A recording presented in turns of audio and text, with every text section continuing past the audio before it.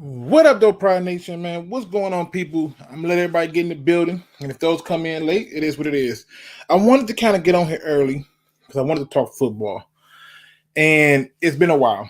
And what I mean by it's been a while, meaning that I need to kind of make sure that I'm talking football in a way that football should be talked.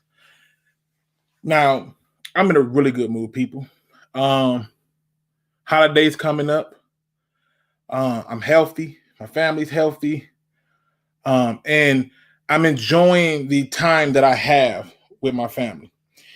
But today you're going to get a little bit of some rants going on because some of this stuff that's happening in the world of football, i.e. the Lions, has people going crazy. And it's not just the fans who are going crazy, players are going crazy. So some of the things we're going to jump on today is, the firing special teams coordinator Brayton Combs. We're going to talk about what exactly went wrong in 2020 for the Detroit Lions. We're going to talk about our Pro Bowl players that we now have. We're going to talk about Everson Griffin and his newfound hobby on Twitter. We are going to cover a plethora of things, and I want y'all to bear with me. Now, as any of you know, on Luke G's Field Review, if you ever have a dispute with me, you ever disagree with me, and you want to air your grievances out on air, I will make sure I get you on air to do just that. If you come in here and you want to have disagreements with me, but you can't be objective, I ain't going to have that conversation with you. Now, let's have some fun, people. Starting off with the firing of one Mr. Brayton Combs.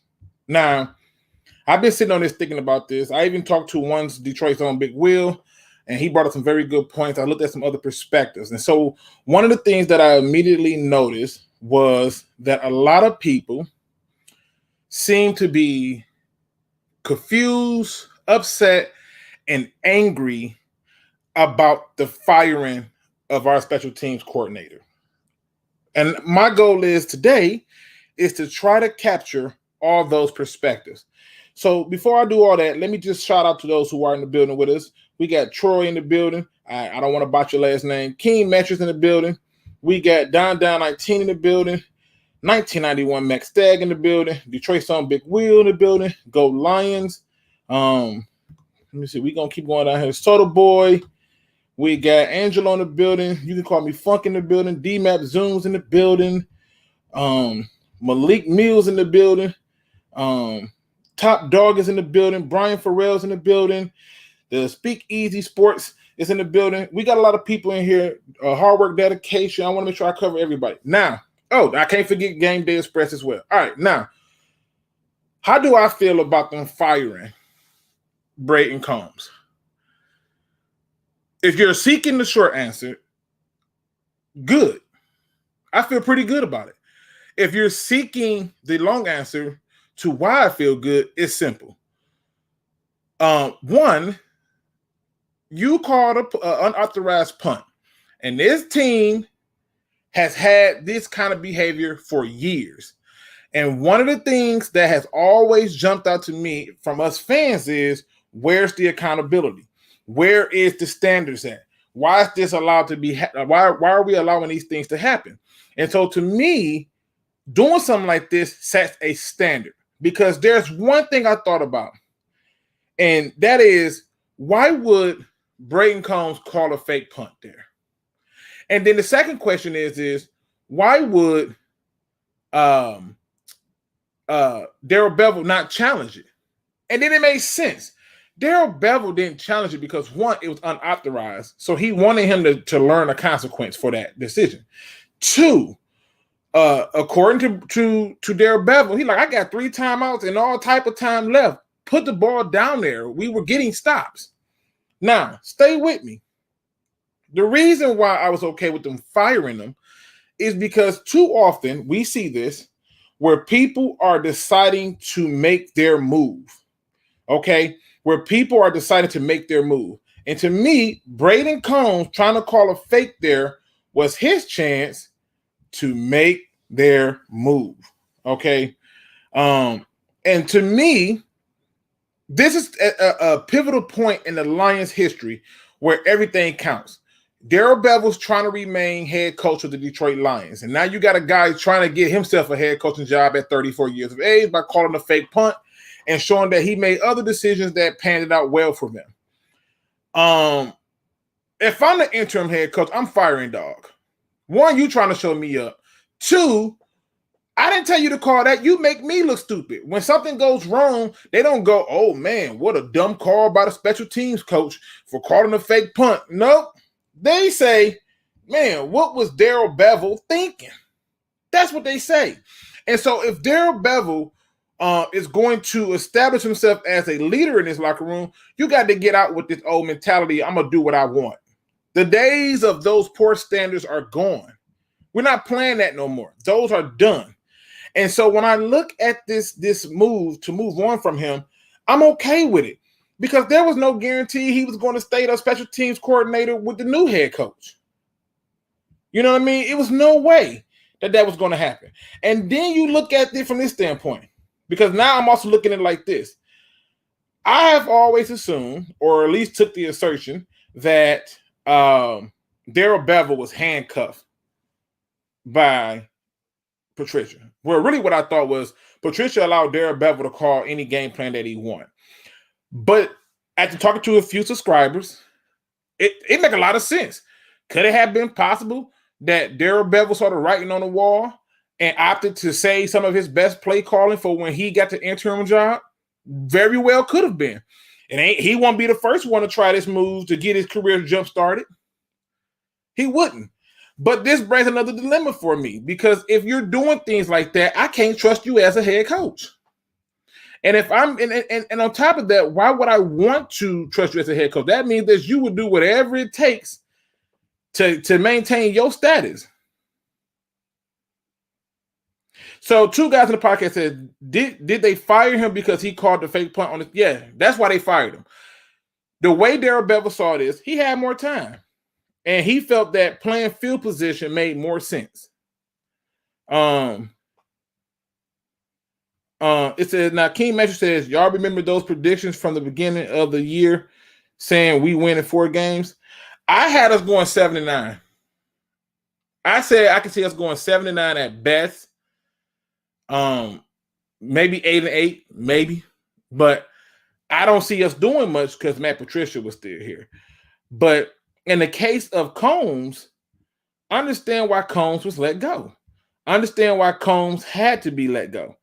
And it sucks. It really does sucks. But at the end of the day, it's a whole lot of new things finna come in the building, and I'm not finna cry over one person. Now, I want to touch on this too, because I asked this question weeks ago. Which is, should any Lion be in the Pro Bowl? And if y'all been around my channel long enough, you know that I can care less about Pro Bowls. I can care less. So for me, I'm happy that our guys made it into the Pro Bowl, but we got to address the elephant in the room. I felt, based on what I saw, and I had to go back and just look at my chats because people put things in the chats, and I really do pay attention to it. I felt that majority of the Lions fans during the year that we were taking TJ Hockenson wanted Ed Oliver. That's what I just looked at the numbers. Everybody talked about Ed Oliver. And now I'm just saying to myself, okay, we talking about Ed Oliver. And I remember saying Ed Oliver does not have the impact that a guy like TJ Hockenson will have for a team. So I decided to do some research, people. And one of the things I wanted to do was go through each year for the Lions where they have had success on offense or look like they were somewhat successful on offense. And none of them can stack up to the year that they have had with TJ Hockenson as tight end. They can't. Not even Stafford's 45 touchdowns and 5,000 yards. It just can't. He was doing his stud dizzle in those times, but the biggest difference was in those times was he was having to throw the ball deep, and so those yards were mounting. He's not able to do that this time around. There's not this deep threat. And on top of it not being a deep threat, his reliability on people catching the pass has become more and more evident. So the three players who have made the Pro Bowl for the Detroit Lions is starting with our punter, Mr. Fox. That Sly Devil has found his way into the Pro Bowl. That is partly because many of you went and voted. Okay. Our next player who is in the Pro Bowl is Frank Ragnow. Frank Ragnow has been one of the better centers in this league for the last couple of years. And I think he deserves that Pro Bowl nod. And the last one is TJ Hawkinson, who really won it pretty handily. I mean, in a year where you got people like Travis Kelce, his votes were up there because people were seeing what was going on. And one of the things that I wanted to point out was when looking at these Pro Bowl players, don't buy into them. I'm going to say it again. Don't buy into them. What I mean by that is Pro Bowls are cute. They nice. But the work is not done. Getting to a Pro Bowl is nice. But the players themselves, needed to make sure that not only do they try to play for Hall of Fame status, but they play for that level every step of the way. One of the key contributors to me was the fact that he had the similar numbers to Tony Gonzalez and played less games and had less targets, less receptions. And it wasn't significant, but it was still shocking to see that, dang, if he had to play more games, he would have blew that out the water. And we didn't have that. Now, Gold Line said that, Luke, I was wrong. I stood by Matty P for the team. Still was wrong. Fans first. That's just my team. Hey, listen. This we're going to talk about a lot of the things because that's going to come into the next topic for me when talking about what went wrong in 2020. But Pro Bowls, Benjamin, Pro Bowl, not the actual game, but the Pro Bowl in my Iverson voice. I get it, but I don't put a lot of weight on Pro Bowls. I put weight on consistency. I put weight on film. I watch too much football. You know what I'm saying? I watch way too much football, and I watch it with the volume down because I don't need commentators to sway my opinions. And that's one of the things that I'm noticing with our fan base. It's one of the things that I'm noticing with our fan base. Like, seriously. Like, all these people kept saying, tank, tank, tank. Jets go out and win. Tank, tank, tank. Cincinnati go out and win. I mean, like, seriously. Like, nobody wants to lose football games, people, for real. That's just not a real thing. It doesn't look good for anything in the future, and tanking never works. But the Lions got 3 Pro Bowls in this lost season. So what does that tell you? First thing it tells me is the defense was that bad because we didn't even get a sniffle of a mention for a Pro Bowler on defense. And we shouldn't. We shouldn't. That tells me that we are lacking in areas that should be there. Not right? Top dog, we can talk about Kenny G. We can talk about it all. Whatever y'all want to talk about, we're going to talk about. But the Pro Bowl lets me know how people view us. Because part of the vote is coaching. Part of the vote is players. And part of the vote is fans. And so I know fans showed up for their guys for the Lions.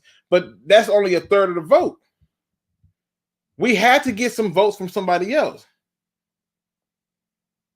Okay?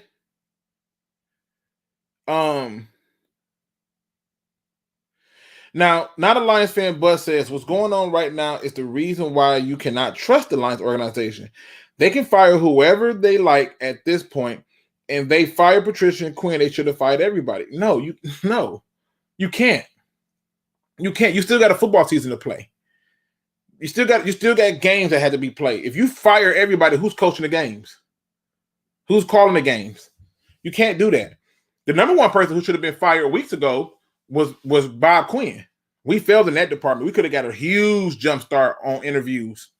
Huge. You Call Me Funk says, have you just challenged them firing him? And when asked why, just say it was the right time. I like to keep it in house. Then it looks good on the challenge, and no one's get outed. But they brings me to the next point though. Funk. Why did he not challenge? I understand you're trying to teach a lesson, but if you're trying to also win a football game, why not challenge it? Now, his argument is he didn't want to blow timeouts. That's essentially what he's saying. I had timeouts, didn't want to blow them. Let's play field position. Cool. But it was close enough to go. But then again, seeing how some weeks have happened where we clearly saw a catch and they said it wasn't, I wouldn't challenge neither. But it still makes me wonder, why not challenge? Like, y'all don't understand. This man really is going for the head coaching position. This is the only reason I did not want Matt Patricia fired until the end of the year. Because I can't imagine I spam Fox to the Pro Bowl. Support, man. I support that. Dude went rogue and paid the price, not talking to the head coach. I mean, facts. With the Cones firing, turn off GMs and head coaches coming in because of Rod Wood. No. In fact, it turns them on. You know why? Because there's nothing worse than people having their sacred babies. There's nothing worse. Why do you think that ownership said that whatever happens with Stafford will be left up to the new head coach and general manager? Nobody wants to come into an organization and have sacred babies. Seriously. Like if the Saints fired Sean Payton right now, you think the next head coach coming in thinking, man, Drew Brees, I know he's 40, but I still think he got it. I'm going to hold on to him. No. No. Absolutely not. They're not doing that. You think people just out there deciding to go and work for places where people can talk to anybody any old kind of way? Because you imagine if you work for Amazon and Amazon got wind that they had some out of line manager who talks to people any old kind of way, talks about their kids and everything. No. There's a standard around here. And I think by doing this, it lets them know that, listen, nobody's safe, not even you. So when you come here, do your job and you stay. But when you go outside your job, you got to go. That is standard, people. That is accountability. That is what we need to have on this organization. The foundation work for change needed to start it at the top. Well, now you got it. You have people clowning, and i.e. the local media, local fans, and all this stuff. You have people clowning Sheila, who had been an owner for all the bit of maybe 3 months, for not firing Matt Patricia after like 3 weeks. I'm just confused. I'm like, y'all gave Patricia more time than that. Come on. I kept telling people she's different. The way and the thing that she wants is different. Shout out to Old Timer Dave. Pro Bowls is a joke. It is. It's nothing special. Pro Bowl this year is Madden 21. So yeah, it's a punch to the ball that we have to, like I said, it's nothing special. Yo, you can't fight. No, you can't fight everybody. I mean, but let's be honest, people. We still did all of these things. We still did all of these things in a season where we're probably going to end up with a top 12 pick, which brings me to my next point, the NFL draft. I ain't forgot about Kenny Golladay. I got too much to cover. All right, let's get to the NFL draft, people. Understand my logic behind this. If your idea is the Lions can take a quarterback in any round but the first, and we're picking in the top 12, then what you're really saying is that the Lions made a mistake in taking DeAndre Swift, because they could have took a quarterback last year in the second round. If your real statement is we can take a quarterback in the second round, then my argument to you is why wait to get the second best version of the quarterback? Like, I'm just being honest. Like, why wait? Now, you got to also understand something. When Ndamukong Suh came out, there was no ifs, ands, or buts about it that Ndamukong Suh changes a team. He was that dominant. The day he came in, they put two people. Well, I'm going to be honest. The first game they came in, they put one person on him, and he destroyed him. Destroyed him. By halftime, it was two. At all times. At all times. Okay? By year two, They gave him the same treatment you see with Aaron Donald. We need 3 people committed to him. Somebody pop him in the leg, the other one check him in the chest, and the other one hit him in the head. That's impact. There is not one defensive player worthy of a top 12 pick who does that for the Lions. Not one. You want to tell me Parsons does that? Bull. Linebackers operate based on their D-line. Don't believe me? Look at the Lions today. Those same linebackers would probably perform better if the D-line was better. So we're not going to act as if though that, oh, well, you know, the D-line did this and if the D-line did that. No. There isn't one defensive player who moves the needle, which is why if we're picking anywhere from 1 to 12, and people have asked me, why is it just 1 to 12? Because at 13 on out, you can take a defensive player. Why? Because at that point, if you are picking 13, you take a defensive player who gives you best value of impact. And what I mean by that is a safety. A safety will have more impact on the game than the linebacker would at this point.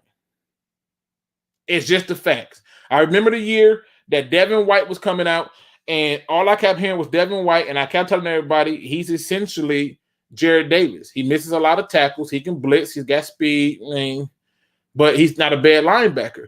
The problem is he's not worth that draft capital. And what happened? He don't get the love that he's supposed to get until they started adding D linemen around him for him to run. And then Levante Davis still take a lot of stuff away from him. We, as a fan base, it's a huge problem. It's probably one of the singular most huge problems for the Detroit Lions because they somehow seem to just listen. You think when they made them phone calls to season ticket holders saying that they was bringing back Matt Patricia on the 3rd year, that season ticket holders went, well, I'm cancel my season tickets. Nope. No. They went, okay, but if he don't go this year, we fire him. And they went, yep, and that's what our plans are. If it don't work, we're going to fire him. So, I mean, it's one of them things. Now, stay with me. Let's switch it up a little bit. Let's get into Kenny G for a minute. Okay? Let's get into Kenny G for a minute. I got a lot of unpopular opinions today, people.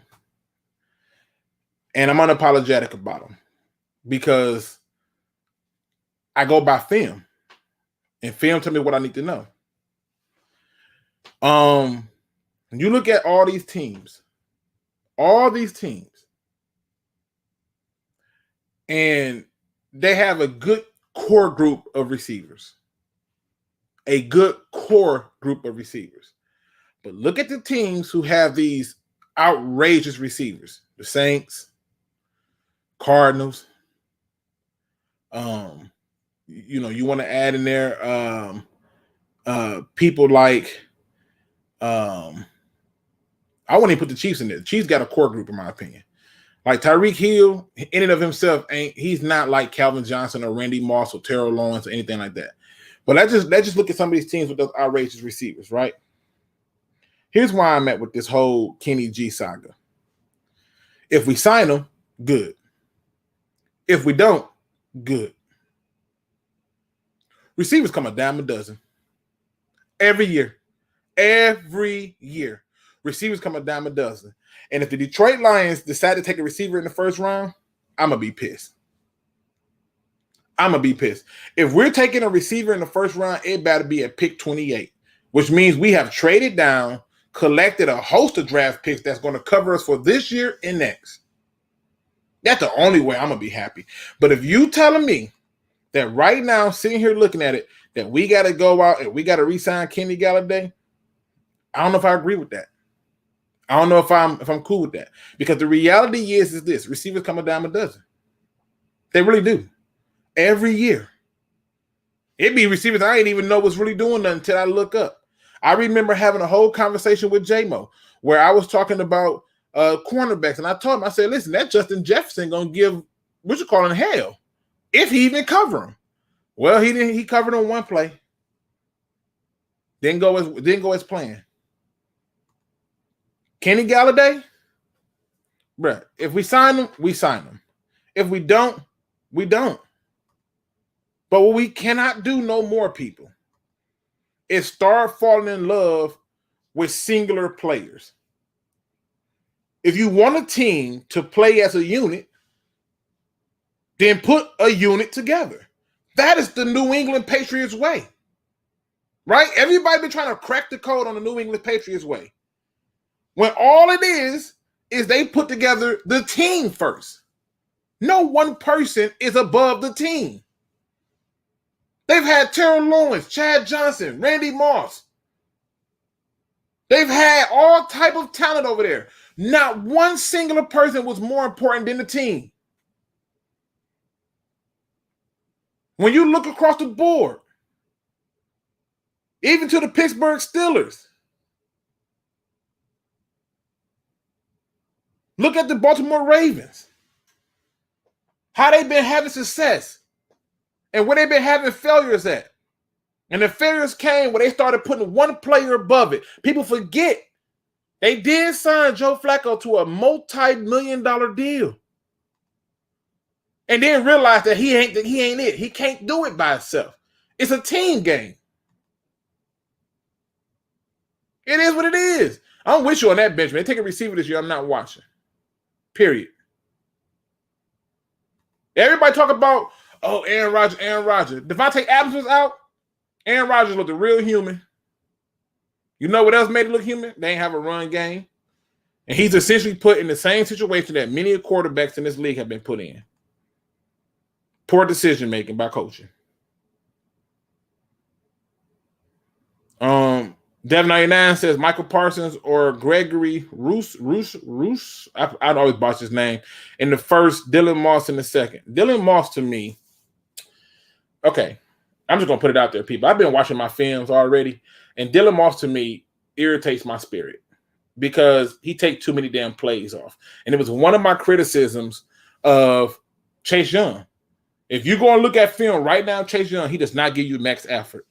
He gives you max effort on certain downs, but he does not give you max effort. And I don't want that guy on my team. I need max effort. Gregory, tell me what defense we're going to be in. Are we staying in the 4-3?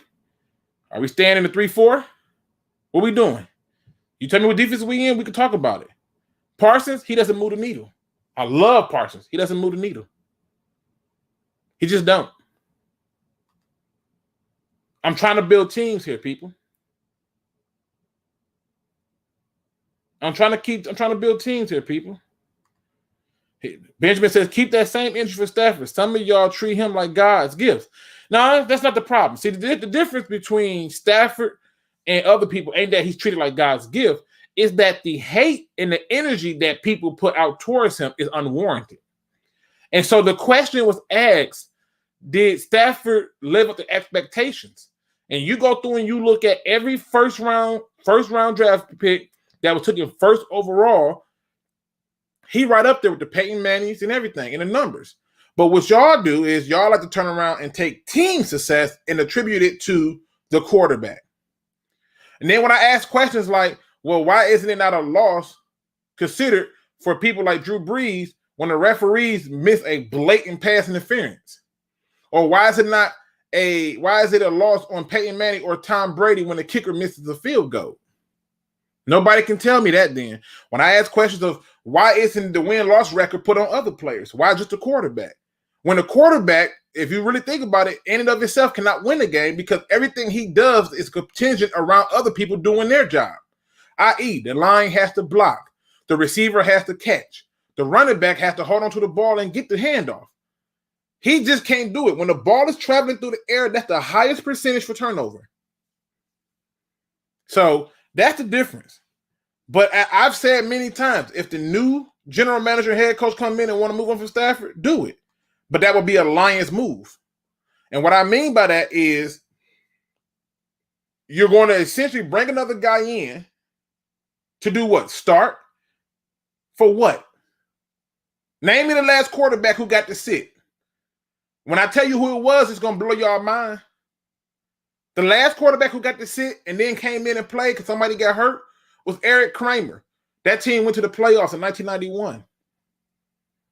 Don't tell me Charlie Batch got to sit. He was tossed to the fire too because people was hurt and they was, oh, we going to go with Charlie Batch. Andre Ware, stop it. The times have changed. And if you're not prepared to change with the times, you're prepared to just repeat over and over. So, yeah, if they want to move on from people like Stafford, cool. Move on from him, but do it smartly. Because if you're going to move on from Stafford, take a $20 million cap hit just to throw in the young guy, then don't get mad when he looks like what he's supposed to look like. You can't keep doing this. Andrew Luck would have probably been one of the greatest quarterbacks to ever get drafted first overall.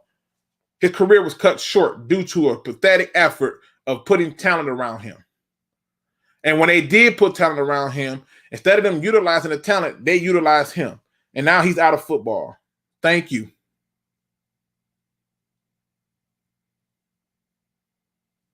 Okay? Like, period.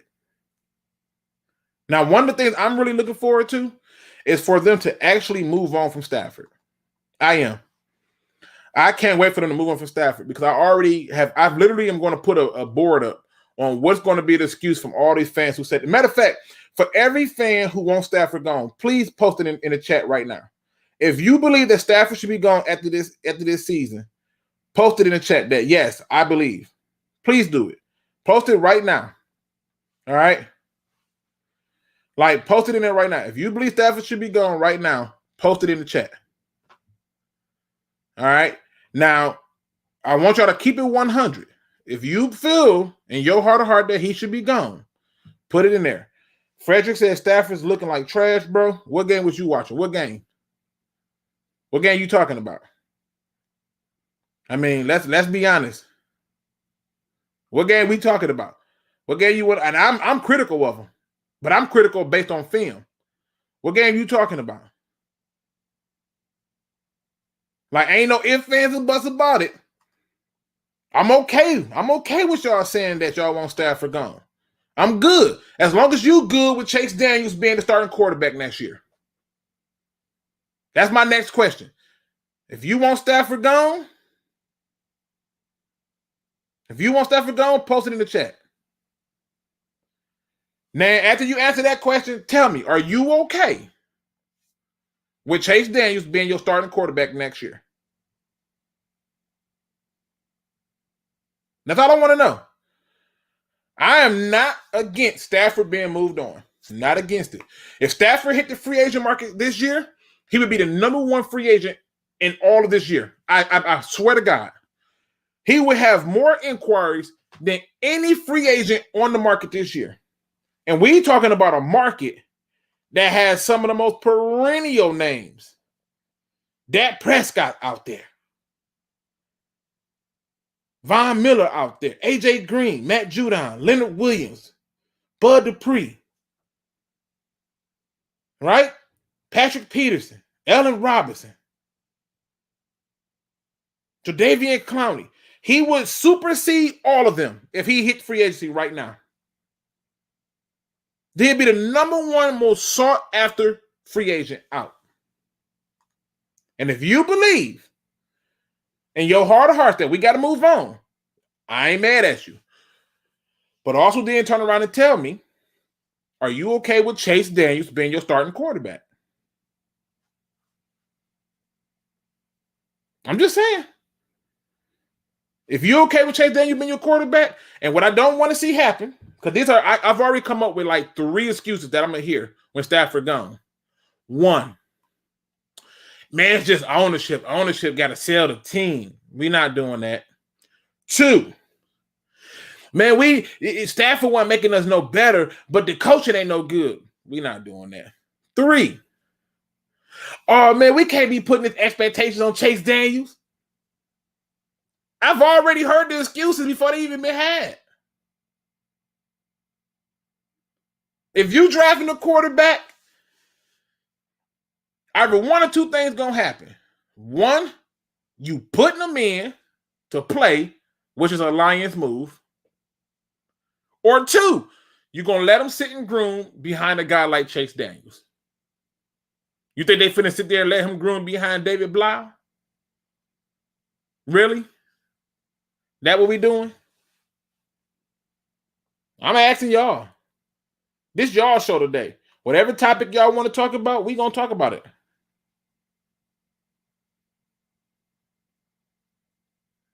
I don't listen. I'm a man of color myself, Fred, and I'm just gonna point something out. This ain't got nothing to do with color, bro. Because I don't believe that QBs have records. I just don't. I don't believe that that's a thing. If the only thing you can argue is his record, then you have to tell me that there was a team that you believe that he should have won with. You have, especially when you go through and you look at it, like if you go to that Cowboy game, that was highway robbery. This ain't got nothing to do with race. This got something to do with talent. Does he have the talent? Could he go to, if he's on New England, is New England in the playoffs? Yep. Will the New England make it to the AFC Championship game? Yep. Is New England out here struggling against the Bills? Nope. All you Cam Newton lovers. I'm not a fan of Cam Newton because I've seen things in his game that I don't understand. Not for him to have that level of arrogance. Who was a bona fide monster? It's a lot of bona fide monsters coming out this year at receiver. It's a lot of bona fide monsters coming out on the defense. But the question is, how do they move the needle for this team? Not other teams or anything like that. This team. And to me, when your worst side of the ball is defense, not because I want to tell you that, the Pro Bowl selection tells you that not one defensive player got Pro Bowl votes. I voted. I don't remember seeing no player on. Well, I'll take that back. John Pennicini was on there, but that was in like the earlier weeks. I didn't see him after that. I'm just saying, we don't even get that kind of love. We don't even get that kind of love. Luke G, who do you believe the Lions will hire as coach and general manager? Not who you want, but who you most likely think will happen. I think that the general manager is going to be Thomas Dimitroff and your head coach is going to be Robert Saleh. That's what I think is going to happen. Who I want, David Shaw. And who I want at the GM, Elliott Wolf. Or Wolf Elliott. I probably said his name backwards, but that's who I would want. But I think that's what's going to happen. That's what I think is going to happen. On which you go, Lions. Yeah, I don't care about what color the player is. Can he play? He could be freaking yellow for all I give a damn. Can he play? When I argue with y'all or I disagree with y'all, I watch the film. John Jones, what position is most needed, Luke? Safety. Y'all, I know this is going to blow y'all mind. If you think about it, I've been saying this for the last 2 years. Why? Because our safeties, it's been hot garbage. It's been hot garbage. I'm sorry. If you think about this. Look at every good team out there who got a defense, right? Look at and I'm going to everybody's favorite team, the Kansas City Chiefs, right? Because everybody loves them, Patrick Mahomes and the Chiefs. So we go there. Name me their corners. Name me their corners. Like, keep it 100. Name me their corners. They have average at best corners with safety play and front seven. Your corners need to simply hold. But one of the things that help the corners is good safeties.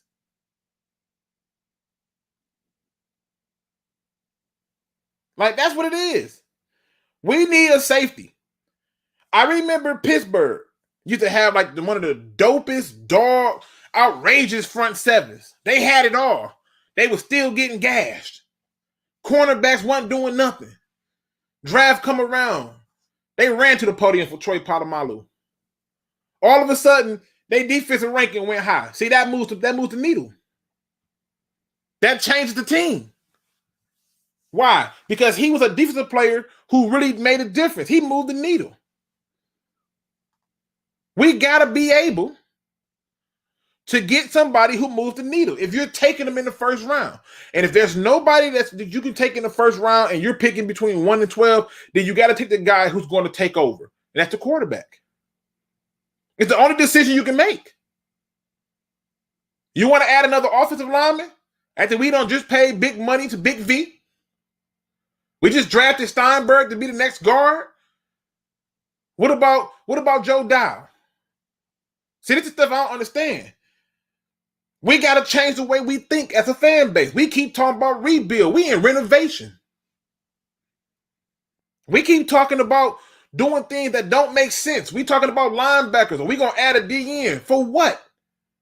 What DN in this draft is coming in here with the same type of appeal as a Aaron Donald, an Ndamukong Suh? Who's that DN?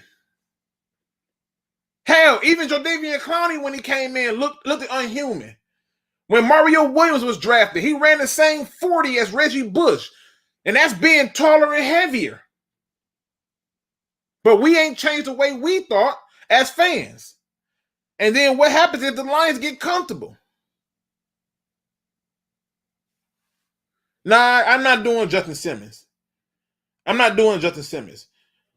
I like him, but I ain't doing Justin Simmons. I'm getting somebody who moves the needle. I'm on Andre Cisco. 13 interceptions. You know who ain't had 13 interceptions in college? Ed Reed. He didn't have 13. Troy Polamalu. He didn't have 13. I want somebody to move the needle. I need somebody to move the needle. If we're gonna go out there and we're gonna make moves, let's keep it 100. Let's keep it 100. Who moves the needle? When y'all start putting names in this chat, y'all start dropping knowledge on this chat and putting names in this chat, tell me who moves the needle. Tell me how they move the needle. I don't want to hear about players who just okay. We looking at that right now. That's why our defense sucks. Bunch of backups. How we supposed to win? Y'all want to hear a fun fact? Right? J-Mo got me thinking about this one. Right? Y'all want to hear a fun fact? All right. J-Mo said that Deron Hartman is worse than Tavon Wilson. So I was like, damn. Could it be true? So you know what I did? I decided to go and compare the two. I took Tavon Wilson's first season because, we the only team that let him start. And then I took the first season of Deron Hartman. Tavon Wilson played 14 games. I'm sorry, he played 15 games. Deron Hartman played 14. Tavon Wilson had 74 solo tackles. Deron Hartman had 40. Tavon Wilson had 15 assist tackles. Deron Hartman had 19. They each had 4 quarterback hits. Tavon Wilson, who obviously played in the box more than Deron Hartman, but he still had 4 tackles for a loss and a sack. He had 2 fumble recoveries. He had 2 interceptions his first season. Deron Hartman got 2 interceptions his first season. Why am I telling you all this? Because, again, another damn backup replaced with another backup. And then J-Mo looks right that Deron Hartman is worse. And it's because he sits there and waits to get hit versus hitting. I've been telling y'all, I've been bitching about Deron Hartman for weeks. For weeks. Telling people like, bruh, if I watch this man wait on one more tackle. Like, seriously. Now, BD Buster, very good point. A good head coach moves the needle. That's my point. That's my point. We need to find somebody who moves the needle. Who's moving the needle? Who was the Cisco kid? Andre Cisco played for Syracuse. Got 13 interceptions. Go watch them. You can watch the highlights. I watch snaps. But even in the highlights, they're impressive. I watched that man run through his own player for an interception. He wants the ball. I want people on defense who want the ball. If any of y'all ever seen the movie The Program, and I believe it was Omar Epps was the running back, and he had a fumbling issue. And they basically told all the people on the team, whoever bring me that ball, you starting. That man was in the shower. They was going after that ball. I need people hungry like that. I need somebody who wants the ball. That's what I need. You know what I mean? Okay, look, Nick Bolton. I want to know who moved the needle. Trey Lance moved the needle. You can't bring Trey Lance here with this history and start him. So again, Rod Love, are you saying that you want him to sit behind Stafford? I want to know who wants Stafford gone so I can be clear about this. Hartman would be a free agent, no big deal. He should have never been here. They got another wasted 6th-round pick, people. Another wasted 6th-round pick, which brings me to my next point. Everson Griffin. What the hell wrong with him? Right? I took heat for saying that was one of the worst trades. Right? I said that was one of the worst trades that we could have made because it gave up draft capital. It didn't make no sense. Right? Okay, Rod Love say sit that for a year. I'm with you. I don't care who they take at quarterback. Let him sit. So, Everson Griffin is on Twitter. I'm going to read to y'all what he posted. This didn't make no sense to me. Okay? Here's what he posted. And I want y'all to understand something. I'm going to try my best to put this all in context because it's dumb. I don't know what provoked this, but this is crazy. This is crazy. Everson Griffin says, let's talk some ish this week. Piss me off, please. Even more than I am. I'll be waiting. Let's chat. First of all, let me stop for a moment. Why do you need this kind of motivation from fans to piss you off? What more do you need? They said you lost a step. They say you're not relevant no more. They've already said that you have no impact. And if you watch these games, ain't nobody gonna convince me that Everson Griffin brought impact to this team. We were celebrating this man getting quarterback hits. Meanwhile, Romeo Okwara is getting safeties. I don't understand this. I don't understand how we got this disconnect. Where did this come from? So now he needs motivation. He needs to get pissed off. You weren't pissed off when we went against the Vikings. You was getting manhandled by whoever that left tackle was. I think that was freaking Riley Reef. Riley freaking Reef. You getting manhandled. Man, hold on. Let me finish reading. So somebody responded to him. And somebody responded with, how does it feel that everything you've done in your career has amounted to nothing, not even a Super Bowl appearance? Dallas threw you out like trash, so you come here and make no impact. I hope that you will join Patricia in the unemployment line ASAP. Oh, and on top of that, everyone knows that you need to enjoy your CTE piling up on top of your already clearly mental disorders. So I thought, damn, that guy went hard, right? I thought he all the way out of line. But then somebody came to him and tried to show support to him, right? Tried to show support to EEG. And this is exactly what he said. He said, Everson, hope you're okay, and I'm glad to see you're doing well. He says, a Viking legend. Please pray for me. I'm going through my 3rd divorce this week. Best regards. That's all Dog said. He said nothing else. Here go EG's respond.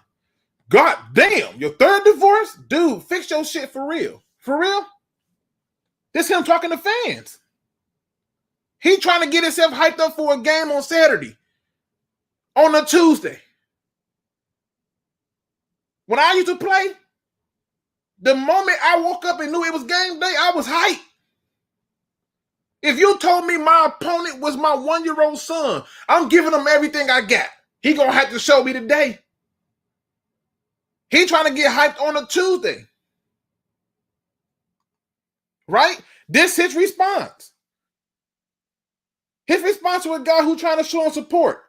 He's on Twitter arguing with people. Somebody had to come to the guy's aid against Everson Griffin.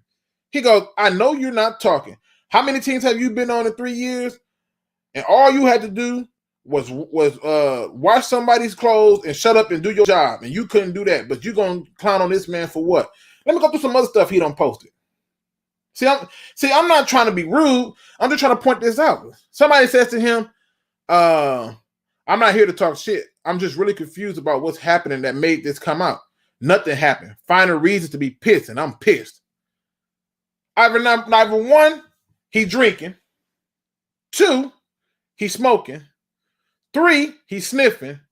Or 4, he really has lost his damn mind from too many hits to the head. Seriously.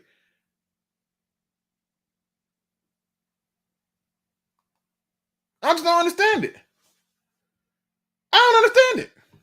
He on Twitter arguing with fans. We chewed out people like Eric Ebron for doing this. Darius Slay for doing this. Like, why are you arguing with fans? Now, I ain't gonna lie to you. Yeah, my 1 year, man, listen, he not, my 1 year old's a big boy. I ain't gonna play with you. When he was born, he was big. So, yeah, he might win. But I'm saying, this man is on Twitter going at fans for no reason. Then one fan came in there. I'm going to read this quote because I don't want to misquote nobody. I don't want to, One fan comes in there and go, hey, man, you here in Detroit. It's all good. We love you. Everything is everything. His response, nah, F that. I'm mad. And I need more to get mad about. Y'all gonna see me on Saturday. The hell you talking about? What we doing? Why we doing it? This don't make no sense. Now, the Durham asked a very good question. He says, are you glad we did not trade for Jamal Adams? Hell yes, I'm glad. I told you the moment I heard they gave up 2 first-round picks, I'm a Seahawks fan. I'm still mad about it. I'm like, you gave up 2 first-round picks for him? In a draft where you could have got Antoine Winfield. Okay. I don't know. No, I'm not giving that kind of capital. I want a safety bad, but I ain't giving him that kind of capital. Hey, Boss Up 313, Spotty Party. Salute. Luke, trade $90 million, man. You talking about our Mr. Trey Flowers? Mr. Trey Flowers, the one they sold us on, he know the system. That guy. Yeah. I think I gotta look at the contract again. But I don't know if it's gonna be easy to just move on from him. For real. I don't know. I don't know if we're gonna be able to do that. Let me hit on some more topics though. Because like I said, this is y'all's show. Whatever y'all put in here, I'm gonna hit on. You want to ask a question, ask a question. I'm gonna hit on it. I see we got Jamal Adams is trash. I ain't gonna say that. We're not gonna lie like that. Devin, we not gonna lie like that. But was he worth 2 first-round picks? No. It's very few people I believe is worth 2 first-round picks. Griffin gonna hurt somebody. They feelings at best. He ain't doing nothing on the field. Ain't doing nothing on the field. Y'all watch the games. How often he close? Julian LaCour is activated off IR. Good. Hopefully he play. Let's see. Who on defense is part of our future?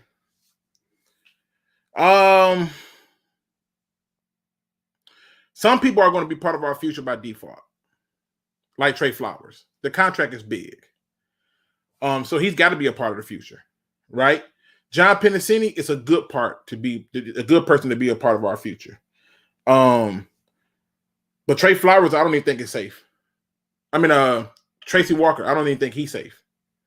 Jared Davis, the only people I think are safe are Pennicini, Romeo, Trey Flowers by default, Jeff Okudah, Amani. Them the only ones I can think of that's safe. Jelani Tavai technically could be safe, but I think they'll give him a shot at inside. But for the most part, the question would have been easier about a handful. I'm just give it to you, a handful. It's not many that's safe. Let's see. What else y'all got for me? What y'all got for me? Put it up in the chat. This y'all time. I just want to talk football. I don't want to talk no politics. I don't want to do all that. I just want to talk football. Okay? Want to talk some football. That's it. All right, let's see. Luigi, what you want to do in the draft? If we're picking 1 through 12, take a quarterback. Seriously, take a quarterback. Justin Fields haven't looked good recently. He can slip. Zach Wilson is a possibility. Trask is a possibility. Whatever you do, take a quarterback, 1 through 12. 13 on out, Andre Cisco. We get into like the late 20s, Andre Cisco. I can think of maybe 2 other players, but preferably Andre Cisco. I want safety help.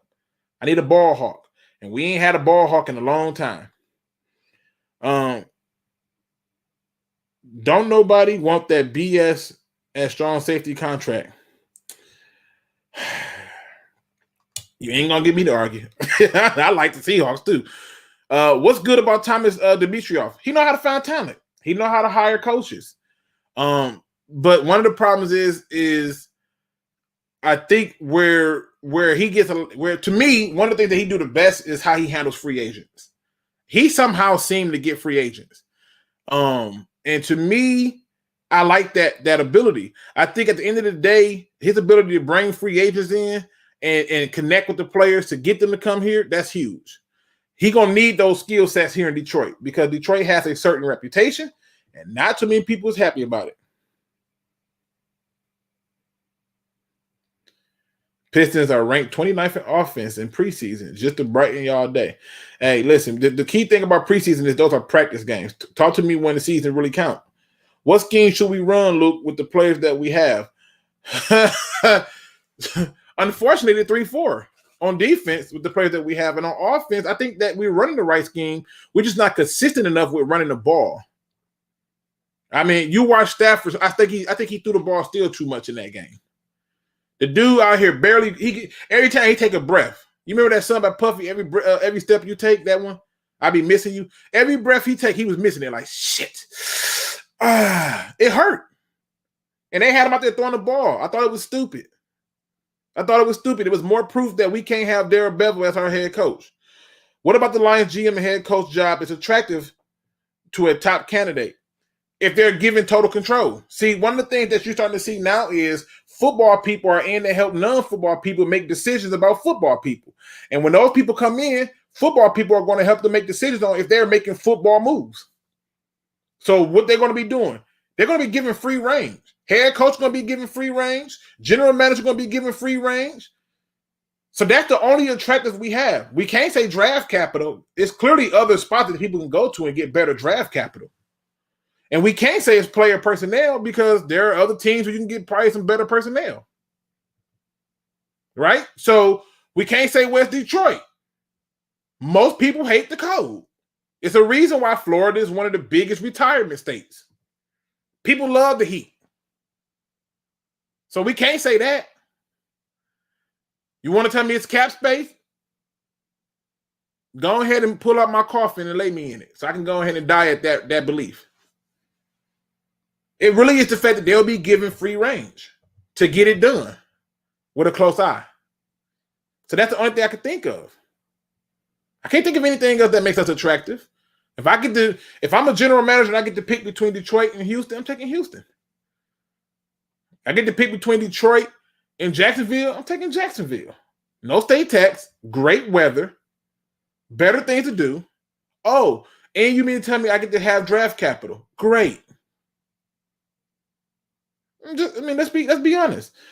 The Durham, say we did get Salah. Would you enjoy a signing like Levante David to pair with Collins in a 4-3 scheme instead of this trash that we have now?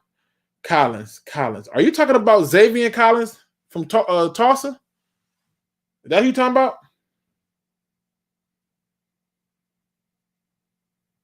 You know, is that what you're talking about? If you're talking about him, Levante David is a beast. I'm not turning my collar down on Levante David. No way. I still think he's still balling. Has he had his fair share of injuries? Yeah. But no. And if you're telling me you're taking Xavier Collins, what round you thinking? That's the most important one. See, when y'all come talking to me, tell me what y'all really thinking. Is Kerryon or Adrian Peterson staying? Nope. I just don't see it. I don't see how you keep Kerryon, who can't stay healthy, and Adrian Peterson has done his job. He's given the confidence that is needed to Swift, and I think they go in a different direction to find a better complement to Swift. Somebody who's a little bit more aggressive in catching the ball, but can still run the ball. So no, I say no to that. Let's see what else we got. Clay Johnson, linebacker from Baylor. Watch tape. I will. Thanks. I will. The names sound familiar, but I just gotta. In college, it's hard for me to remember their names. It's easy to remember their numbers in the school that they go to. So tell me his number. I probably already been watching it. Should we sit Stafford or pad his stats to trade value? You don't. First of all, shout out to Detroit Jew for being in the building. We don't need to pad stats for him. His stats is already what they are. His stats will be right up there with most Hall of Fame quarterbacks. The problem is for trade value, you have to sit him. Because if he gets hurt again in this season, the trade value automatically is flushed down the drain. He lost some trade value with this current injury.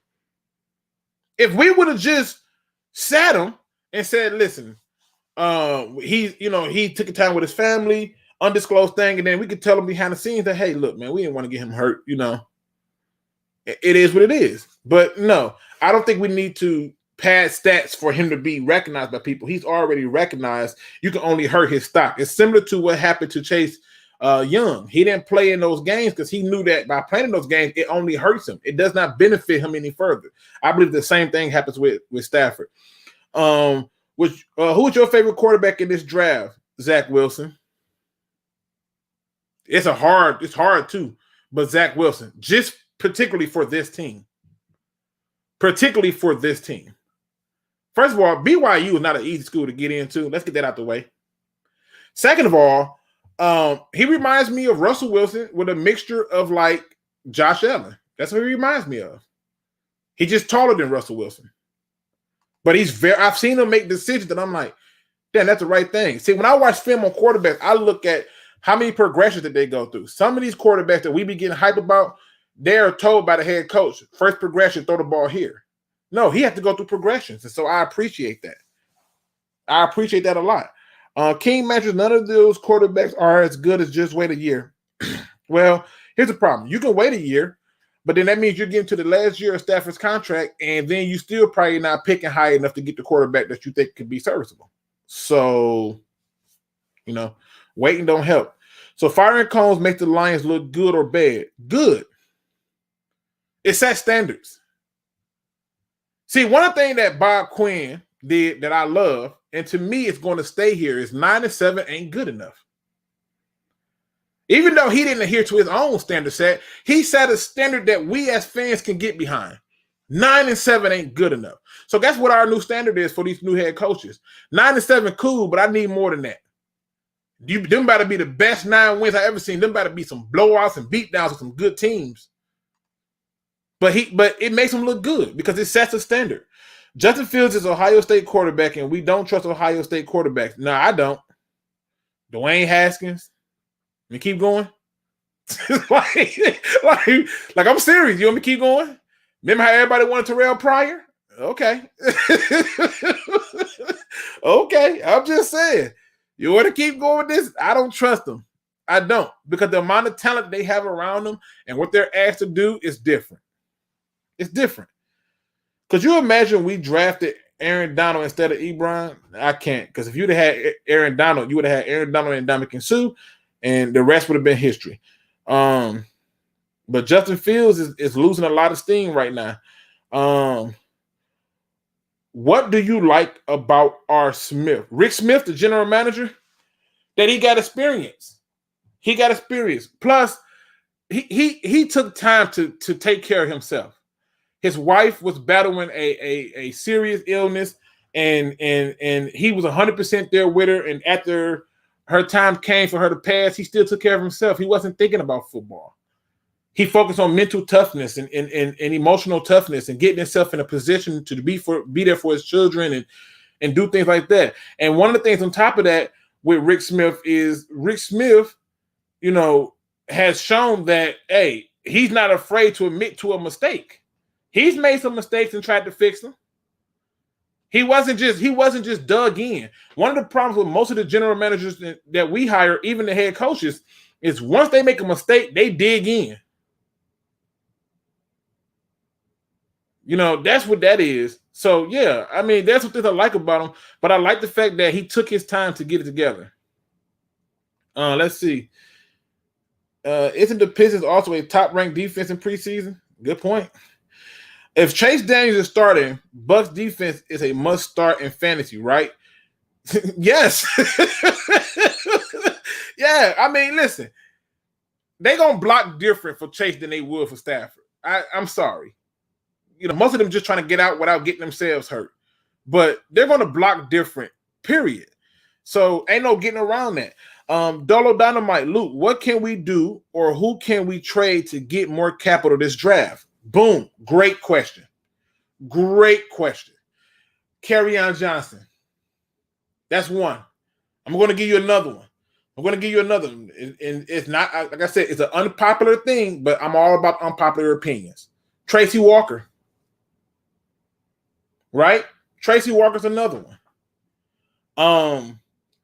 You can even argue for moving on and trading people like Desmond Trufant. I remember You Can Call Me Funk asked me this question. If the Lions are sitting up there in the top 5 and the most talented player is Pitt from Florida, would you take him? Yes. He's not human. What he does is a difference. But in this case, we won't be high enough to get him. No, we won't. Not based on what I think we got coming in. But I can name a few people that I think. Like I said, I think Kerryon is one for capital. Joe Dowell is another. I think he might be on the last year of his deal, but I gotta go back and look at it. But if he's not, that's another. You ain't gonna get nothing for Big V. You can just chalk that one up. You ain't getting nothing for him. Who else out there? I mean, not many people. Who gives us the most value? Yeah, Stafford. But the problem with that value is you got to be prepared to play with Chase Daniels. Just saying. Trade Kenny G for capital. Well, he got to be under contract. I really hope Louis Riddick gets the GM. I pray to God we don't get a former Patriot. I don't want Louis Riddick because this is how I look at it. If you're taking Louis Riddick, then you're telling me that he's the best qualified candidate over all these other people. He doesn't have the experience that these other people have. He doesn't have the draft class that these other people have. And when you look at the level of history with Louis Riddick, I mean, he sounds good talking on TV, but some people are just newscasters. They're really good. Like Tony Romo's an excellent news broadcaster. Like he does this. But Louis Riddick, he don't move the needle. And as a Lions fan, I'm done with meh. Benjamin says, fact, Detroit is too cold. I don't want to come back there. I'm just saying. It's one of the things people look at when they come here. Every time you look up every single person that we bring in, and the first thing they talk about is, man, it get cold as hell here. They say the same thing about Green Bay and all those places, but the difference between those places is their whole town is dripped in Green Bay. Like if you go to where Green Bay Stadium is in like a good 30 to 50 miles on now, it's Green Bay'd out. Like 100%. Look like Ann Arbor out there. It says, Luke, you might be off today because I don't hear your little man agreeing with you. No, you know what? He sleep. so both of them asleep. So with them being asleep, I said, let me hurry up and do this. So let me hurry up and get this over with because I do got a lot of stuff to do for the holidays. So I'm just doing it. Again, I'm letting y'all take over the show. Y'all ask the questions. I gave y'all some stuff at the top of the show, and at this point, y'all ask the questions, and it's all good. Let's see. I'm going through them as fast as I can. Let's see. Jamie Collins. Man, we can't trade Jamie Collins for nothing. What we going to get, a sixth? I mean, damn, we got that up for Everson Griffin. We have a 6th-round pick for Deron Hartman. I mean, all these damn backups. Just backups. New England was hype as hell. Like, you can give us hold on, wait. You're going to give us a 6th-round pick for who? For Deron Hartman. I don't know if I want to give it to you for a 6. Well, a 6 will be offering. Let me call you right back. Hey, get on the phone. Shut the hell up. Get on the phone. Call the league right now. Tell them we got to trade with the Lions. Hurry up for these motherfuckers change their mind. That's what happened. That's what happened. We ended up with them. It's the same. Luke, do you think it's any way we can salvage relationship with Combs and rehire him after we fire Bevel? No, and I don't want to rehire. I don't want people who go on rogue. You don't get to go rogue. Listen, in the military, it may sound stupid, right? I'm not in the military, but I've noticed certain patterns. In the militaries, they used to have formations that they would have soldiers be in. And the reason you have these formations is because they work. They were effective. So go back to the Spartans, right? Go back to the Spartan time. They would form up in a certain way that no matter how many people came at them, it made it hard for them to attack. All it takes is for 1 weak link to decide to not do his job, and that formation is broke. And in my eyes, that's what Combs did. You went rogue. Everybody wants the head coaching job for the Lions on the Lions right now, but that ain't how you get it. You get it by calling the game accordingly. And if it don't work out, then they fire him and they interview you. You didn't need to do nothing extra. So no, I don't want him back. Let's see. We gotta get the right GM first. Everything else and fall in place. Facts. Devontae Watson. Facts. We gotta get the right GM. I hope we sign Marlon Mack.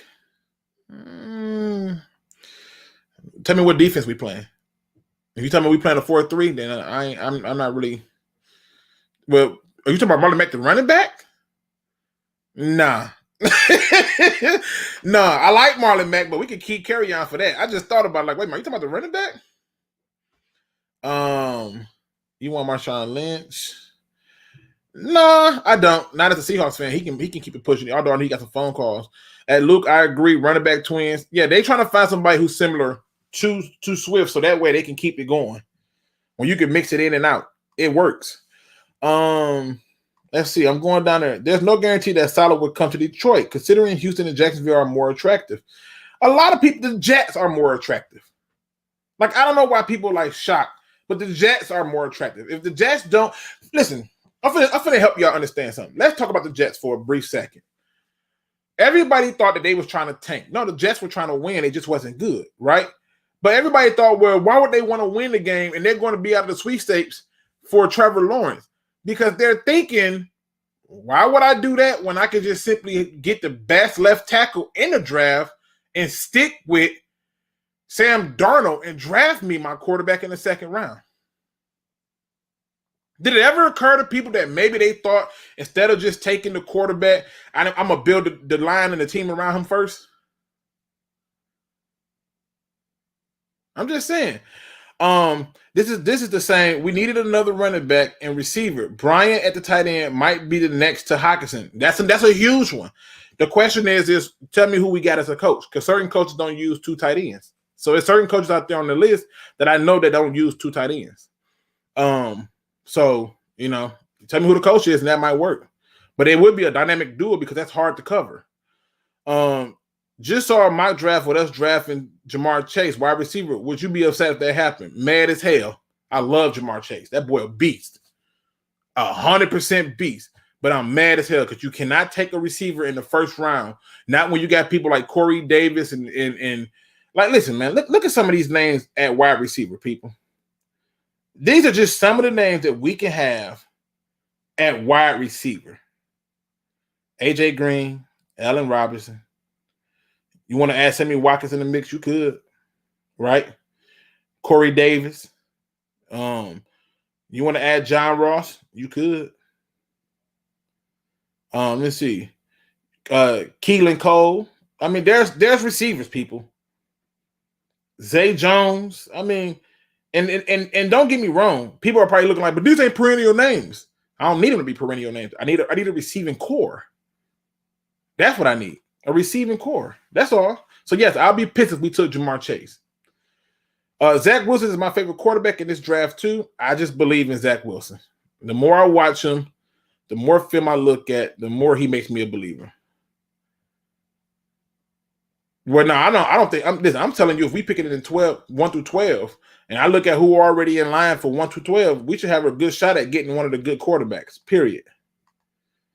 Oh my God, screw Bevel. Damn, he's not gonna come back. Nope. And Darrell Bevel was trying to keep a job. Darrell Bevel ain't gonna be here. Tell me more about this safety and why do you think we should take him as opposed to a DN or linebacker? All right. I want to show y'all on here, but the last time I did that, they shut my screen down and I could not stream for like 3 months. Here's what I like about him. He's not afraid to tackle you. He's a ball hawk. So to kind of give you a little bit more about Andre Cisco, let me just go through, just give you some the hard facts. All right. Let's look at some of the stats. Now, stats only tell part of the story, but the film tells me what I need to know. And the film told me a lot.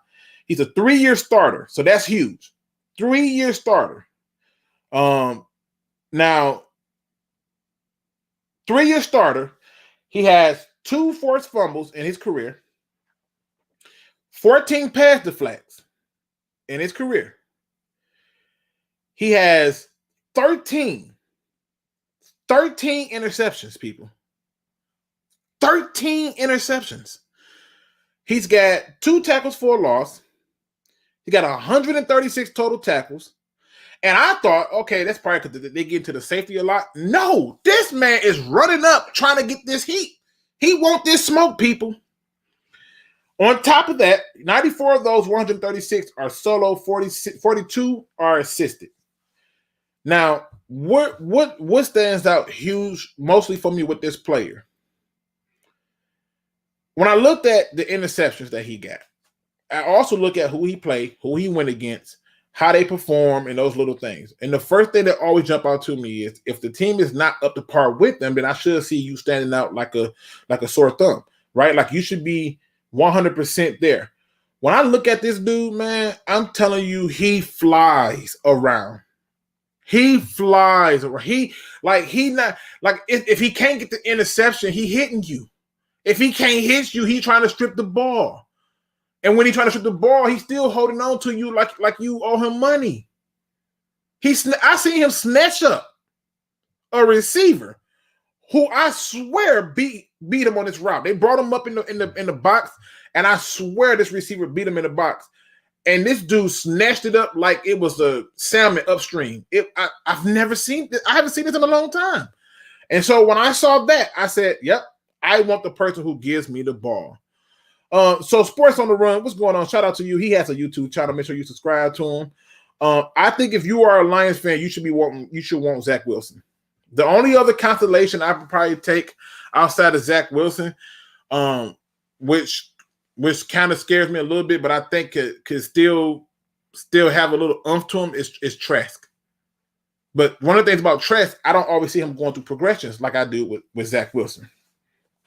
Fire and Cone sent the message that we do not F around here and do your job. That's what it's supposed to do. Matt Patricia treated Stafford like Tom Brady, 2 tight ends, sacks, and fullbacks. Stafford needed shotgun. Swift was eating off of that draw. I'm gonna be honest with you, that's the first draw I seen all season. I feel like, like that draw they called against Tennessee. I was like, where has that been? I feel like I ain't seen that at all. What do you think about Wilson is better than Lance? And what do you think about Wilson is better than Lance? And Wilson has not gone up against a lot of NFL talent.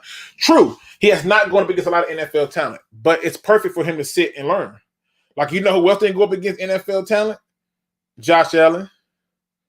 Like, it wasn't like he wasn't up in Delaware like, yeah, we playing the big boys. That ain't what happened. But he got to sit behind Tyrod Taylor. They got to put things around him and set him up. And now you see a product. Right? Like, this is just the reality of it. But what makes Wilson better than Lance is Lance relies on his athletic abilities too much. I've seen Lance with people open take off. That irritates my soul. It does. I've seen him force passes that set the receiver up to be killed. I've seen Zach Wilson force passes that set the receiver up to get killed, but it's put in a position that if the receiver's smart, he understands where the ball is going, he don't get killed. Wilson, I've seen him go through all his progressions, literally, like 1, 2, 3, ball out, decision making, rather, or 1, 2, 3, run. I've seen Lance come up and be like 1 and take off. I can't. I can't with that.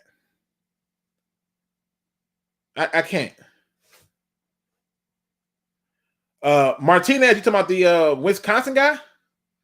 Or is that Nebraska? That's one of those schools. I know it's red and white. Rick Smith, 100%. I trust Blau more than Ohio State quarterbacks. You and me both. So what's the difference between Sala and Patricia? Oh, God. Great question. Patricia came in trying to be somebody that he was not. And Patricia was learning on the job. I think Robert Saleh could learn on the job. The difference is Robert Saleh understands that I get more out of my players if I can appease to them. Whereas Patricia thought, I ain't worried about what I'm getting out of my players. They're going to do it as I say, or it's not going to happen. And to me, that's not how you do successfulness. That's not how you get better with anything. So, no. I mean, he just was terrible. He just 100% was just terrible in how he approached it. The way he came in from the day was terrible. I am lukewarm on Riddick. I'm not. He doesn't have the background. I can't support the background. He doesn't do enough in go and take his resume and stack it up to whoever you think he's better than and tell me why he should be the one. Like, I know experience don't always tell the story, but God, the Lions have tried this experiment already. We tried it with Quinn. You happy with what we came out with? We tried it with Patricia. This is a time for us not to play games. We got to get somebody who understands our situation. We in a unique situation. The Browns are getting ready to go to the playoffs for the first time since what? Since what? The Browns beat you to the goddamn mark. We went 0-16 before the Browns. And now they're beating you to the mark of getting to the playoffs. Come on, man. This can't keep happening. This can't keep happening. Let's see. We got what we gonna trade Trufant and sign Richard Sherman? We need high. No, Richard Sherman can go. Bye. I'm not. And I love me some Richard Sherman, but I'm good. Can we get rid of Christian Jones, please? Oh, he gone. Trust me. You ain't got to worry about saying him no more. I like Rasul, the DN from Miami. If you tell me what defense we running, then I'll tell you, yeah, I like him too. You got to keep in mind that whoever we hire as the head coach is going to implement a certain defense. And if you're telling me that that defense is going to put this player in the best position to succeed, I'm all for it. What do you think about Nelson at right tackle and Big V at right guard? No, I think Big V was a mistake. What I think is we need to figure out how to get out of that contract. That's what I think. You know, I'm hoping he take a step next. But when you talk about a guy in Nelson who played D lineman and he comes in and performs better, I mean, seriously, it's not fun to talk about. Luke, you didn't ask my question. What's the difference between Sala and Patricia? I thought I did, but if I didn't, I'm a little behind on these. Can we trade Kenny like we traded Slate and don't sign and trade? I don't think Kenny is a restricted free agent. I think he's unrestricted. And if he's unrestricted, I don't think we can do it without signing him to trade him. So I don't think that's going to work. Does Carolina go Pitts or Zach Wilson? All right, this is an intriguing one because this is one of the things I look at. I think Carolina goes Pitts, and I'll tell you why. They got Teddy Bridgewater, who they made an investment in, right? And they already know that tight end is not human. He's something different. He is something different. So they're going to surround their weapon with more weapons. They already got the running back with McCaffrey. So we got that check. That's a weapon. They gave them the receivers with DJ Moore and Samuels and all them people. We got that check. They're working on the offensive line, which they're going to continue to do more of in free agency. Got that check. The tight end is what's missing. Every good team got a deadly threat. It feels like at tight end. So I think they go tight end there. The firing of Combs proves Bevel sabotaged Patricia. I'm not going to lie with you, Dolo. I've been thinking about this for the longest. I think he could have sabotaged Matt Patricia. The moment he smelled blood in the water, I think he could have sabotaged him because it's weird how the play calling is night and day. I think you could be onto something. Fans downplaying Stafford hurt the trade value of Stafford, but yet they expect the world from a Stafford trade. Listen, that injury cost him some change. Let's see. I'm trying to hit on all y'all stuff, man. This for y'all. Not gonna lie, I was wondering why I wasn't hearing baby noise, man. They sleep. Yes. What position do you think we draft in the first round? Not what you want, but do you believe that we will take? I gotta see who our general manager and who our head coach is. I go by real information. So if real information tells me, like if you draft Louis Riddick, we're not taking a quarterback, we're taking a defensive player. If you're telling me we're taking Rick Smith, we're taking the most sound player to fit the new head coach's scheme. If you're telling me we're taking Thomas Dimitroff, then damn it, we're taking the talent. So tell me who the general manager is and who the head coach, and I'll tell you who we taking. Trade Collins for a bag of chips. If they give him a bag of chips, I'll take them. I ain't even to play with them. Let's see. Yes, Collins did go rogue in Cleveland, and they claimed that he wouldn't go rogue here in Detroit, but I've watched film, and I know for a fact that he had to go rogue because there's no way that he would have been that far out of play. When everybody is going right and you're the only one going left, that means you did something different, or you just stupid. Either way it go, you effed up. They would never give a person like me a GM position, because if I had the GM position, they'd be mad at me. I'd be like, this person got to go, this person got to go, and I'm not taking the job unless I got at least 4 to 5 years to get this thing the way I want it. I want a corner in the first. We don't have any. If you're picking 1 to 12 and take a cornerback, y'all gonna hear this channel gonna talk about everything but the Lions. I'll be talking about how to plant daisies. I'll be talking about what you should put in your Kool-Aid. Like, people don't realize you want to spike that Kool-Aid, they'll put a little pineapple juice in it. But I'm telling you right now, they go out and take another cornerback in the first, and we got a problem. Cornerbacks take a while to develop, so you shouldn't be you shouldn't be doing that unless they're coming in ready to go. Yep, shut up for going rogue. Corey Davis is real good. I still love Corey Davis. Shout out to the Hood Camp. What's going on, man? Just decided to talk a little football, man. I didn't want to do nothing else but talk football. Corey Davis only plays good when all the coverage adjusted to A.J. Brown. Wrong.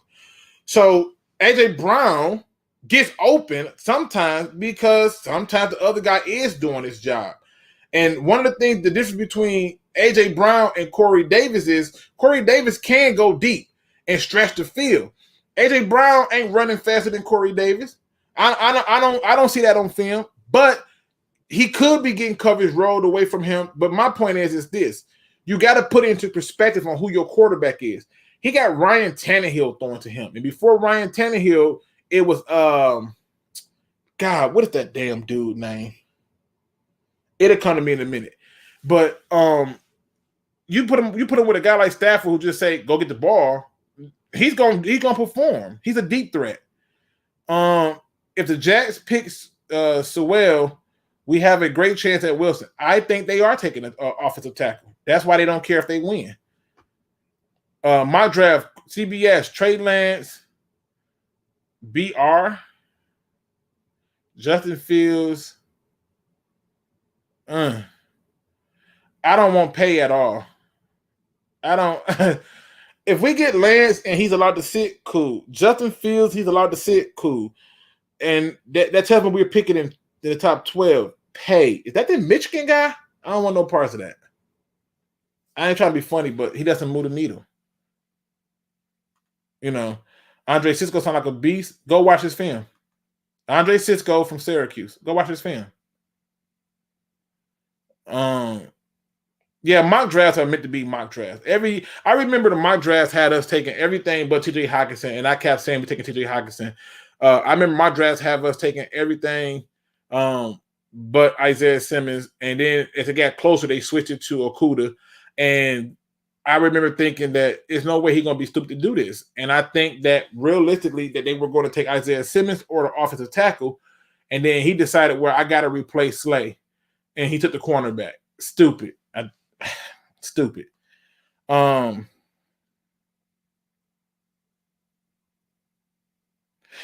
agree. You can call me fun. Said the only way I'm okay with a first round wide receiver if we draft a quarterback already and Chase or Smith falls. Yeah. If you're telling me, like you said, we traded back into the first, or better yet, we traded down, still got our quarterback, and then got a receiver, I ain't mad at that. But if you're telling me we stuck at that pick, and that's another thing you're gonna be looking at, man. Our pick is gonna get our pick. Depending if we're in the top 10, we probably trading that pick if the quarterback we want ain't there, which is something that Quinn refused to do. Let's see. What safety we talking about? Andre Cisco from Syracuse. Cisco not afraid to hit either. I told you that boy don't look. Hey, listen, I love what I seen out of him. I love what I seen out of him. Yeah, safety, and that's my thing. See, Cam gets it. The safety needs to be the best player on the field. And to me, when I watch Andre Cisco, he's all over the field. That's what I like. He's all over the field, and I want somebody who's all over the freaking field. No to Syracuse players, too much of a Patricia guy. I don't think there's a such thing as a Patricia guy. That's why I never understood why we're like, oh, we got to get Patricia guys. What the hell is that? You mean a Bill Belichick guy? I bet you if Andre Cisco sitting up there for Bill Belichick, he taking him. I bet you go and look at all the teams who need a safety. I bet you they take him. I bet you the Bears look at him hard. watch Minnesota look at him hard. Anthony Harrison, a free agent. Harrison Smith, they gonna want to give him somebody. I'm just saying. Luke, do you think that Cisco will fall to us in a second? Nope. Because now you're talking about him. You're talking about us getting to the second, and then you talking about getting past what 11, 12, 13 picks? Nah. Nope. I was surprised when Buda Baker fell, and he was the first thing took him. I remember when Byron Murphy, I was like, man, there's no way he's gonna fall. He's the best corner. Everybody went with other people, and Byron Murphy balls, and I'm like, okay, he didn't make it to us. There's a host of other players that we thought was gonna fall to us, and they did not.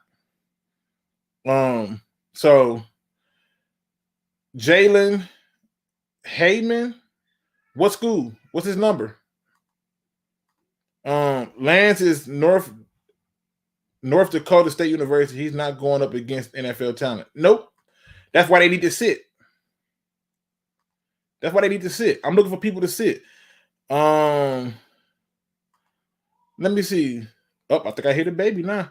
Like Lance going against Alabama. I mean, he got tough teams sometimes, but come on. Yeah. I'm very curious of Lance and Wilson. I am too. But the difference between me, Cam, when I looked at Wilson, at least I saw him going through progression. With Lance, I saw it more like, oh, first one out there, take off. And then when he did go through progression, some of them passes got away from him. I'm like, God, he can throw it. But some of them passes got away from him. And then some of them I was like, oh, that's beautiful. But I've seen some passes that was put into some windows that I'm like, oh, my God.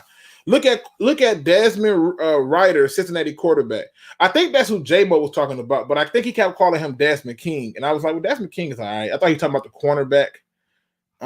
But Desmond Ryder, I like what I saw out of Ryder too, but if I'm gonna get my bang for my buck with this year, I'm taking one of those other quarterbacks. I think the ceiling might be a little bit higher.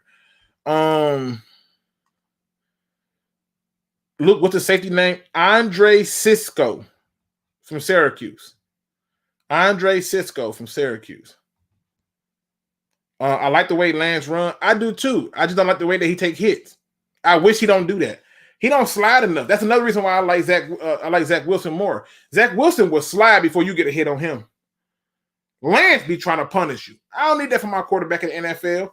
The last quarterback who tried that crap, that I can think of in recent time who tried to play them games got laid out. Stafford ran somebody over years ago, but that stuff don't work. Let me see. It's a Vigone. Nope, contract might prevent it. Let's see. Make sure I hit on everybody's stuff, and I'm gonna bounce. Yeah, most basic is scheme. Scheme is a huge one. One thing about Quinn is that he's always has it off a contract. Yeah, them contracts was nice he was coming up with. Carolina just signed Teddy. They won't draft a quarterback. That's my point. That's why I said I think they take the tight end. That's my point. They made an investment in Teddy, and so they have to go with the other people. Cisco's a dog. Quincy Bell Sports. Hey, even though he is a Bears person, that man do a lot of stuff over there. Make sure you give him some love and subscribe and check him out. I keep up with my Bears stuff and my college basketball because I don't know how he do it, but damn it, he do it. It makes it easy for me. So thank you. But yeah, Cisco's a dog. Hey, Luke, who runs faster, Danny Shelton or Jelani Tavai? Even though I think Shelton is a big guy, but Tavai still runs faster. I get the joke, though. But damn, don't do him like that. If Santa was on drugs, he would be Matt Patricia. Why? Why? Oh, my God. Jets should trade the second pick for a haul. It's not that easy no more. It comes with a certain price tag, and most teams are not prepared or nor willing to trade for that price tag anymore. Yeah, I don't see how they can draft a receiver. They got to go defense. What happened to Tracy Walker? Why has he been so stinky this season? A terrible scheme, poor coaching, and the way it's already designed, it took him out of it. It's amazing how all the people who were performing prior to Matt Patricia seemingly suck now. But he's a rocket scientist. So, Patricia guy equals oversized 3-4 guys, pretty much. I remember when my quarterback in high school went rogue and said, I'm going to air this B out, so go deep as hell. Our coach called a dive on 2nd and 9 the play before we got the touchdown and won the game. Yeah, it's funny you say that because I remember I had a game where our quarterback went rogue and we got a touchdown and won the game. But the quarterback went rogue because I told him to. I didn't play the next game. They benched me in high school. They benched me for doing that. They're like, you told him to do what? I said, I saw something. He like, but I don't care. Yeah, they benched me. So I didn't play the next game. I learned my lesson. Trash as fools go. Wilson is great. I will take him, but he had injury. Lance has speed and a cannon arm with a red shirt. Yeah, he could be great in Detroit. See, that's my thing. It's just I wish I see him slide more. Better decisions. Protect yourself. Will we draft a better quarterback than Jordan Love is the big question for this franchise. Facts. That's what it boils down to because Jordan Love over there just taking his sweet time learning. What up, though, that dude live? Can't wait to get you on the show. Let me see. I mean, as far as college prospects, let's see. Let's go. I just watched some Cisco film. If he's there, you have to add a guy like that. He's old school, hard-nosed safety. The dude ran through his own player for the interception.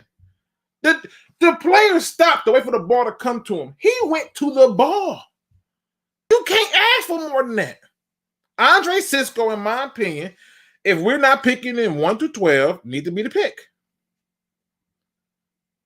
You got to take a quarterback if you're 1 through 12. Somebody got a groom behind him.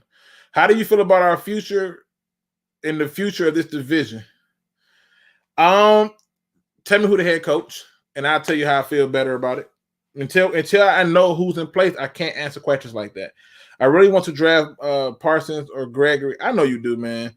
I know you do, but it has to make sense, and they have to move the needle. And those guys don't move the needle. If you plug in Parsons, how much of the needle is he going to move? It's not going to be a lot. You plug in that DN, he's not going to move the needle a lot. But you put in the safety, who has the chance to just run the field any way he wants. That's a difference. That's a huge difference. Yeah, I went rogue, bro. I went. Oh man, I went rogue. He benched me. The next game, he benched me, bro. He literally listen. First, what he did was he put me on special teams and was like, "Yeah, you're gonna run on special teams for the first half." And mind you, I'm perplexed because I had scouts out there and everything. When the scouts asked why I wasn't playing linebacker, his response was, "We put him where we thought he best fitted us for that game." I was pissed, but I bet you I never went rogue again. I've never changed the play after that. Never again. Shame on me. I looked stupid as hell that day. If you're not drafting a quarterback now, then when and who? No, I said you got to take a quarterback. I said if you're picking 1 through 12, you have to take a quarterback. 13 on out, take Andre Cisco. I think he gives you the most bang for your buck. Matt Judon is a good fit for the Lions in free agency. If we're still playing 3-4, or are you saying we run it a 4-3? That makes a huge difference on who we should take. So let's see. So yeah, like I said, it depends on that defense. Okudah, Amani, Cisco, and Walker would be pretty. Boy. Listen, if you go through and you look at Okudah, right, and you look at his time in OSU, they had a good front seven, and he had safety help, and he had another cornerback on the opposite side. So you give him a cornerback on the opposite side. If you look at the Lions, they don't have good safety play. The way the defense was set up with the guy in the box, the one high safety wasn't fast enough to get home. Hell, he got outran by Tannehill. Tannehill outran him for a score. So you gotta keep in mind, depending on who we get, what head coach do we need to avoid like the plague? Oh my God, yes, great question.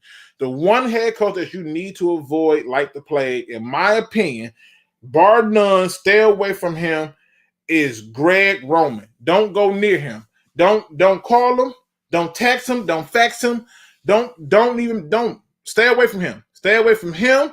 Another person I would put on that list that you need to stay away from as far as possible. Don't even mess around with him. Just leave him alone. But I know that he's in the talks for being a possible head coach. Is Adam Gase. There are some teams that still think he can do it. I don't know what the hell they see, but God, I would not. Yeah, I don't mess around. I don't mess around with Roman. Greg, no. Do you think we are reaching if we take him in the top 12? I don't think that any pick is a reach if you get it right. Right?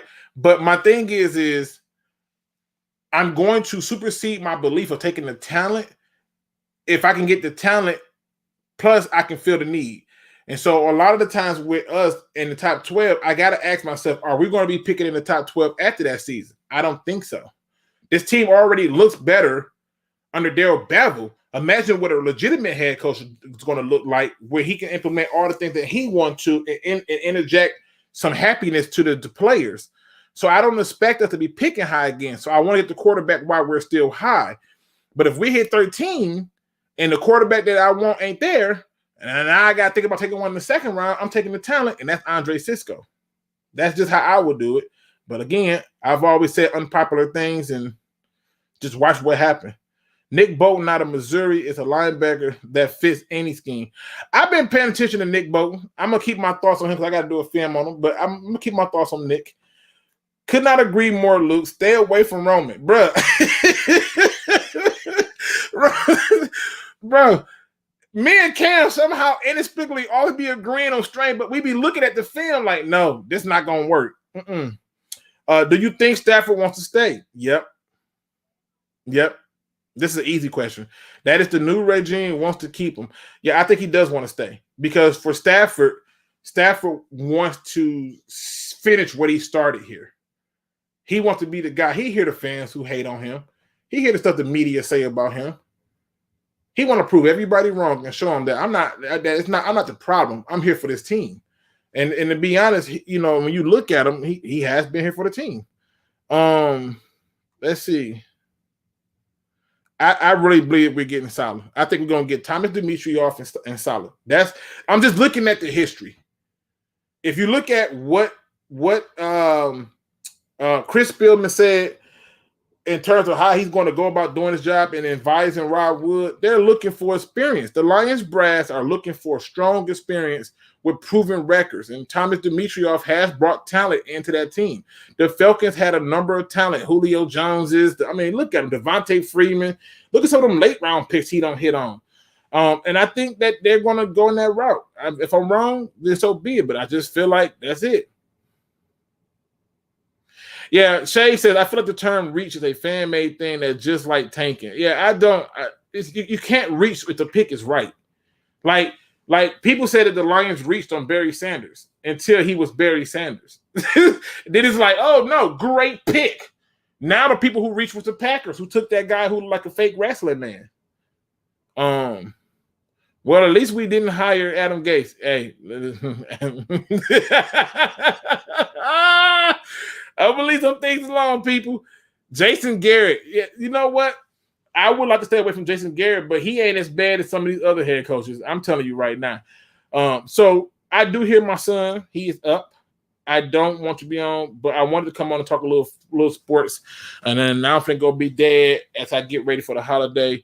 I do want to leave y'all with a positive note. Well, let me answer this last question.